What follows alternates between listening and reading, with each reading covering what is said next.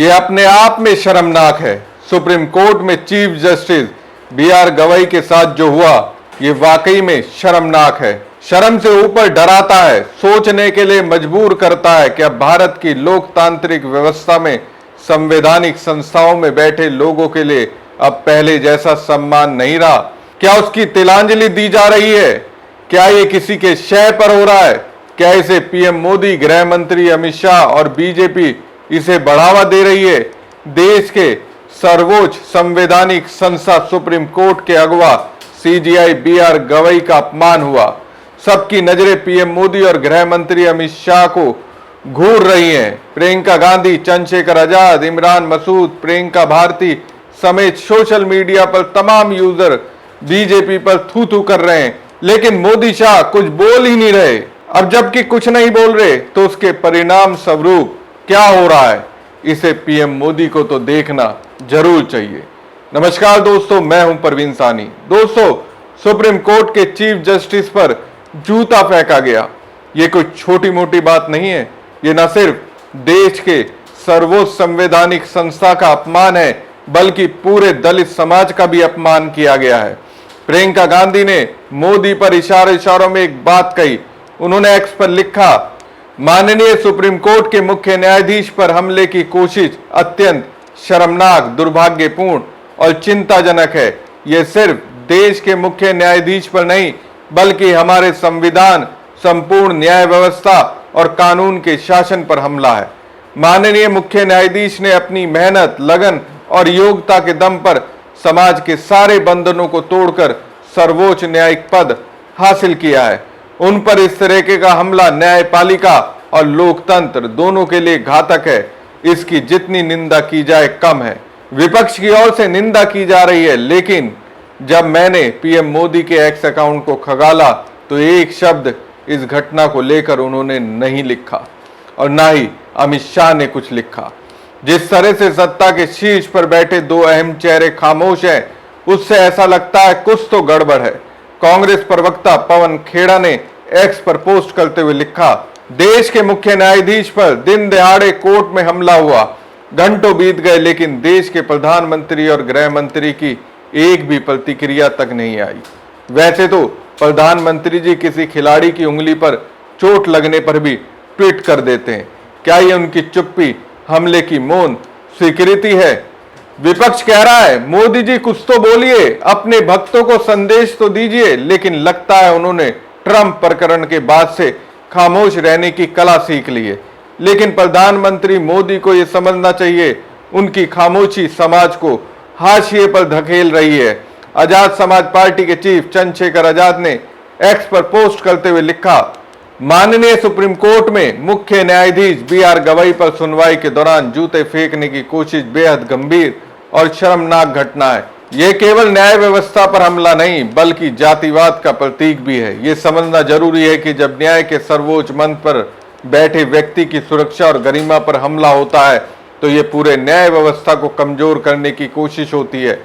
ऐसी हरकतें न सिर्फ निंदनीय हैं, बल्कि ये संकेत है कि समाज में असहमति को अभद्रता और हिंसा के जरिए प्रकट करने की प्रवृत्ति बढ़ रही है, जो किसी भी लोकतंत्र के लिए बेहद खतरनाक है। हम इस जघन्य कृत्य की कट्टर निंदा करते हैं और प्रधानमंत्री से मांग करते हैं कि आरोपी पर देशद्रोह और न्यायिक गरिमा भंग करने की सबसे सख्त धाराओं में मुकदमा दर्ज हो।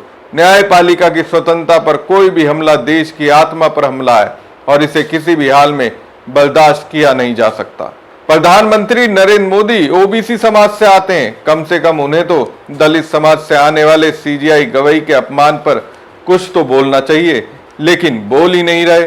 आरजेडी प्रवक्ता प्रियंका भारती ने एक्स पर पोस्ट करते हुए लिखा, सुप्रीम कोर्ट में चीफ जस्टिस बी.आर. गवई को मारने के लिए जूता निकालने की कोशिश की एक दलित मुख्य न्यायाधीश क्या बन गया? जातंकवादियों को पच नहीं रहा है?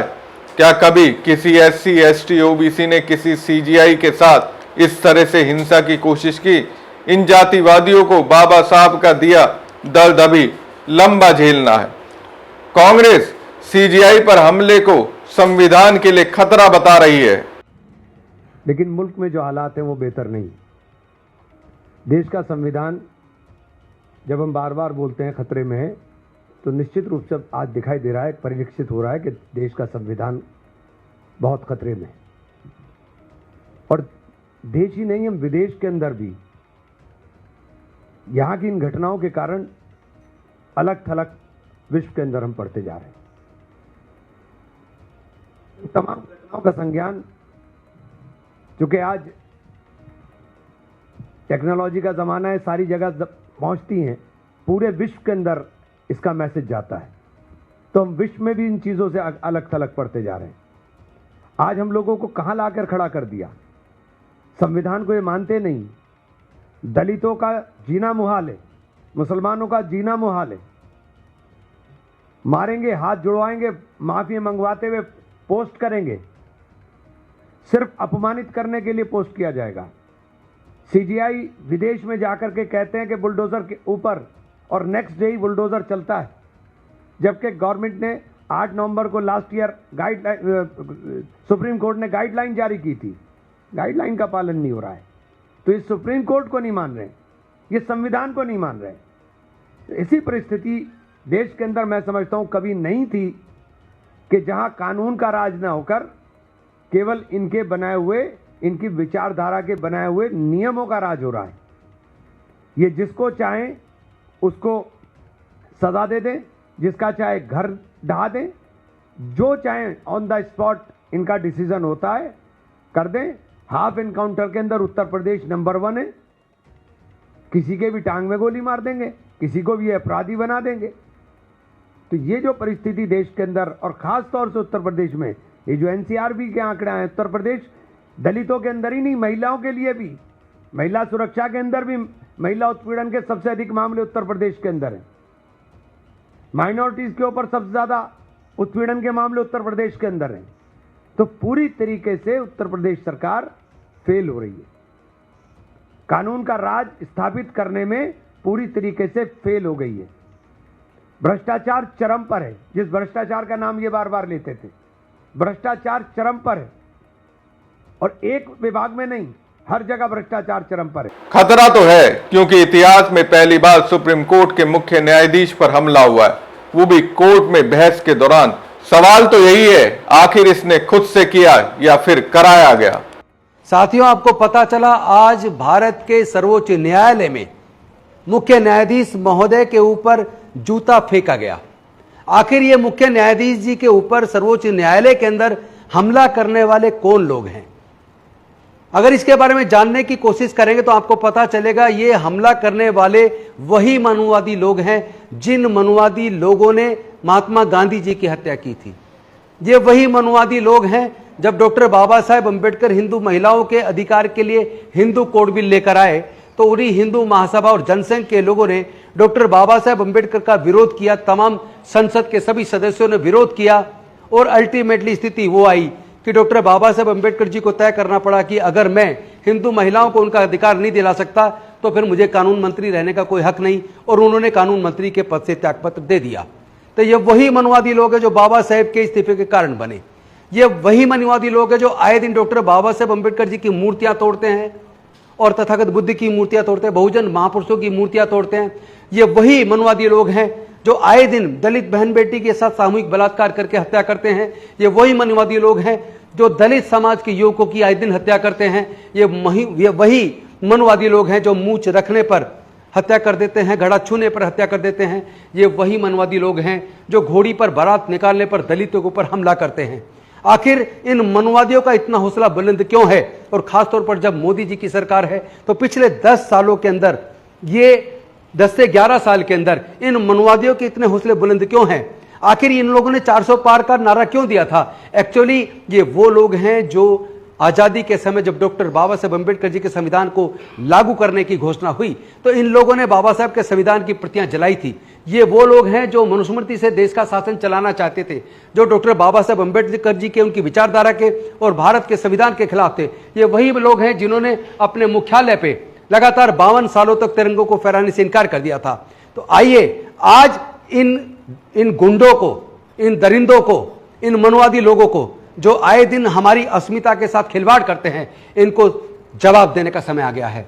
अगर सुप्रीम कोर्ट के अंदर चीफ जस्टिस सुरक्षित नहीं तो देश के अंदर हमारी बहन बेटी सुरक्षित कैसे रहेंगी, हमारे समाज के लोग सुरक्षित कैसे रहेंगे। हमारी बस्तियां जला दी जाती हैं, बस्तियां उजाड़ दी जाती हैं आए दिन। हमारे लोगों को तो आपने देखा होगा कि झोपड़ियों को यह कह के कि ये अवैध तरीके से बसे हैं, उनको तोड़ा जाता है। लेकिन क्या आपने देखा कहीं भी पूरे देश के अंदर देख लीजिए, गांव के आसपास की सरकारी जमीनों पर दबंगों ने कब्जा किया है, स्वर्ण जाति के लोगों ने कब्जा किया है। लेकिन आज तक पूरे भारत के अंदर कोई भी स्वर्ण जातियों के द्वारा जो कब्जे किए उनको हटाने का प्रयास किसी सरकार ने नहीं किया। तो ये लड़ाई एक्चुअली विचारधारा की लड़ाई है। एक तरफ मनुवादी, जातिवादी, छुआछूत, ऊंच नीच पर आधारित व्यवस्था है और दूसरी तरफ समतावादी, न्यायवादी डॉक्टर बाबा साहब अम्बेडकर जी की और बुद्ध की विचारधारा है। आपको तय करना पड़ेगा कि आपको कौन सी विचारधारा पर चलना है। लेकिन जब हम देश के बाहर जाते तो हमारे देश के प्रधानमंत्री कहते हैं हमने दुनिया को युद्ध नहीं बुद्ध दिए, मैं बुद्ध के देश से आया हूं। लेकिन भारत के अंदर उसी बुद्ध की प्रतिमा को तोड़ा जाता है, उसी मां बोधि मंदिर पर कब्जा कर लिया जाता है। तो साथियों, आज लड़ाई विचारधारा की, इस विचारधारा की लड़ाई में आप सबको जो समता, स्वतंत्रता, बंधुता, न्याय, प्रज्ञाशील, करुणा और मैत्री में भरोसा करते हैं, जो प्यार फैलाना चाहते हैं, जो नफरत पसंद नहीं करते हैं, जो देश को मजबूत देखना चाहते हैं, जो देश के संविधान से प्यार करते हैं, उन सब लोगों को एकजुट होकर इस लड़ाई को लड़ना होगा। मैं उम्मीद करता हूं आप मेरी बात को समझे होंगे। हम सब लोग मिलकर इस संविधान को बचाने की लड़ाई को, सामाजिक न्याय की लड़ाई को, इन दबंगों के खिलाफ एकजुट होकर मजबूती से लड़ेंगे। बहुत बहुत धन्यवाद। नमो बुद्धाय। जय भीम, जय भारत, जय संविधान, जोहार। देखिए, इतना सब होने के बाद पीएम, गृह मंत्री खामोश है, निंदा तक नहीं की। सोशल मीडिया पर लोग कह रहे हैं देश के मुख्य न्यायाधीश गवई पर कोर्ट रूम में हमला हुआ, एक हिंदू जिहादी ने उन पर जूते फेंके। लगभग 150 साल पहले यही लोग महात्मा फूले पर भी कीचड़ फेंकते थे क्योंकि वो शिक्षा का प्रचार कर रहे थे। और आजादी के इतने वर्ष बाद भी वही दुस्साहस। सीजीआई दलित है इसलिए, चाहे रायबरेली के दलित हरिओम हो या सुप्रीम कोर्ट में चीफ जस्टिस गवई, सब निशाने पर हैं। असली सबक दलितों और पिछड़ों को सिखाना है। सीजीआई गवई के खिलाफ सोशल मीडिया, गोदी मीडिया पर लगातार अभियान चलाया जा रहा था, उसी का नतीजा है आज सुप्रीम कोर्ट में उन पर हमला होना। संघी मानसिकता को चरम जाति देखी, धर्म नहीं। सड़कों पर दलितों की पिटाई से लेकर अदालतों तक नफरत अब हर संस्था की दीवारों में घुस चुकी है। आज जिस देश में न्याय के सबसे ऊंची कुर्सी पर बैठा व्यक्ति भी अपनी जाति के कारण अपमान का शिकार बनता है, वहां आम आदमी की सुरक्षा की कल्पना ही बेमानी है। सीजीआई बीआर गवई पर जूता फेंकने की घटना सिर्फ एक व्यक्ति पर हमला नहीं, ये न्यायपालिका की गरिमा, संविधान की आत्मा और सामाजिक समानता के विचार पर हमला है।